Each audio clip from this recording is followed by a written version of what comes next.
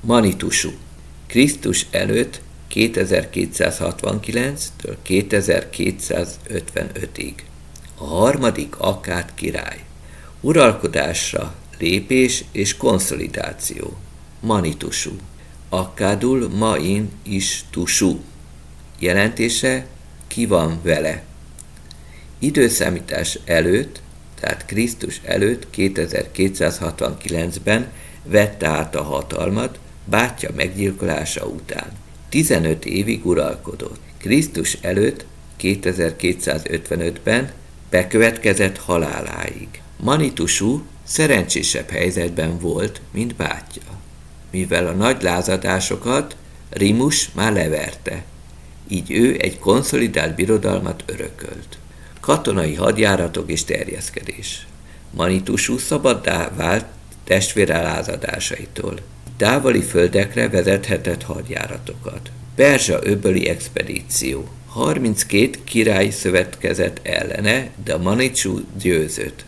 Kifosztotta a városaikat és ezüstbányáikat. Fekete követ, valószínűleg dioritot hozatott Ománból.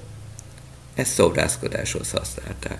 Elán és környező területek. Ansa városának meghódítása. Kereskedelmi kapcsolatok. 37 nemzettel folytatott kereskedelmet. Fejlett flottát épített ki a Tigris folyón. Közigazgatás, reformok és építkezések. Manitusú nem csak katonai sikereket ért el, hanem jelentős belső reformokat is végrehajtott. Földreform. Manitusú obeliszk részletezi a földparcellák elosztását. Nagy építkezések. Az egész birodalomban monumentális projekteket valósított meg. Kereskedelmi fejlesztés. Magan és Melupa, tehát ez az Omán és Indusföldi civilizáció közötti távoli kereskedelmet épített ki. Manitusú obeliszk. Az egyik legfontosabb fennmaradt emlék a fekete diorit Manitusú obeliszk, amely ma a mai Louvre múzeumban található. Ez a négyszögletű stélé piramisszerűen keskenyedik felfelé, és részletes, ékírásos feliratokat tartalmaz akkád nyelven. Halála és örökség. Manitusú Krisztus előtt 2255-ben halt meg, szintén merénylet áldozataként. Egyes források szerint udvaroncai pecséthengerrel ölték meg, hasonlóan bátyjához. Fia Narám-Szin követte a trónon, aki az akkád birodalom fénykorát hozta el. Drasztikus utódlás és jelentőség. Családi kapcsolatok. A családfa szerint Sargon időszámítás előtt, tehát Krisztus előtt 2334-től 2279-ig a dinasztia alapítója volt. Tasultum Sargon felesége. Rimus és Manitusú anyja Enheduna, Sargon lánya, Suhi Emilil, kevésbé ismert testvér. Politikai örökség. Mindkét uralkodó alapvető fontosságú volt az akkád birodalom fennmaradása szempontjából. Rimus véres, de eredményes kampányai biztosították a birodalom egységét. Manitusú konszolidált és gazdasági prosperitást hozott. Együttes uralkodásuk megteremtette az alapokat Narám-Szin későbbi fénykora számára. Régészeti emlékek. Mindkét király számos régészeti emléket hagyott hátra. Feliratok, királyi győzelmi sztélék és építési emlékek.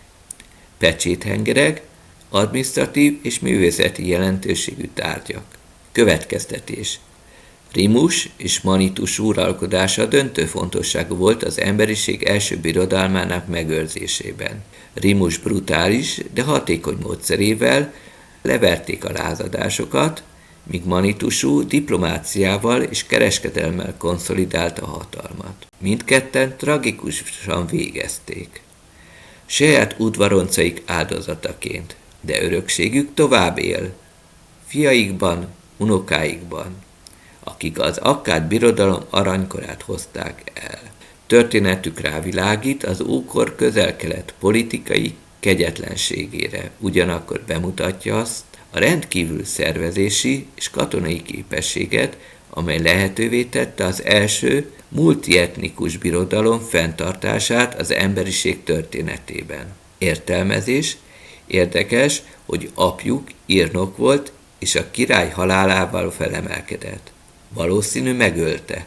Ugyanígy fia is így haltak meg, írnokai keze által. Ez a karma. A másik érdekes, multietnikus birodalmat hozott létre, de látjuk, hogy nem hosszú ideig élt. Tehát a multietnikus birodalmak nem hosszú életű, mert a belső feszültség egyszerűen széttépi a birodalmat. Ez a múltban így volt, a mai, tehát Krisztus után 2000-ben is ugyanígy van, és azt kell mondjam, a jövőbe is így lesz. Multietnikus birodalmak nem életképesek, pont ezért. Még hozzá szeretném tenni, Sargon és Sarukin ugyanaz a legendás király, csak sumérul Sarukin, akkádul Sargon. Köszönöm figyelmeteket, sziasztok!